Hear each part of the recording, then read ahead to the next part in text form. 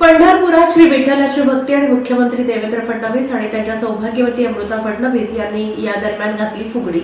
आषाढी एकादशीच्या पवित्र मुहूर्तावर श्री विठ्ठल रुक्मिणीच्या शासकीय महापूजेचा सोहळा आज 25 जुलै रोजी पहाटे अत्यंत भक्तिमय वातावरणात आणि पारंपरिक विधींनुसार संपन्न झाला।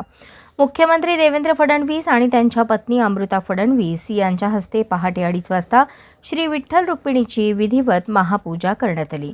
दरम्यान पंढरपुरात आयोजित धार्मिक कार्यक्रमात मुख्यमंत्री देवेंद्र फडणवीस आणि त्यांच्या पत्नी अमृता फडणवीस हे विठ्ठल भक्तीत पूर्णपणे तल्लीन झाल्याचे पाहायला मिळाले। यावेळी दोघांनीही भाविकांसोबत पारंपरिक फुगडी खेळत भक्तिरसात रंग भरला। त्यांच्या या भक्तिमय क्षणांचा व्हिडिओ सोशल मीडियावर मोठ्या प्रमाणात व्हायरल होत असून भाविकांकडून त्याला उत्स्फूर्त प्रतिसाद मिळत आहे। महापूजेनंतर प्रसारमाध्यमांशी संवाद साधताना मुख्यमंत्री देवेंद्र फडणवीस यांनी श्री विठ्ठलाच्या चरणी केलेल्या प्रार्थनेचा उल्लेख केला। ते म्हणाले, बा विठ्ठला, राज्यातील प्रत्येक शेतकरी सुखी राहू दे, महाराष्ट्रभर समाधानकारक पाऊस पडू दे आणि प्रत्येकाच्या जीवनात सुख, समृद्धी आणि भरभराट नांदो अशी प्रार्थना आज विठुरायाच्या चरणी केली आहे।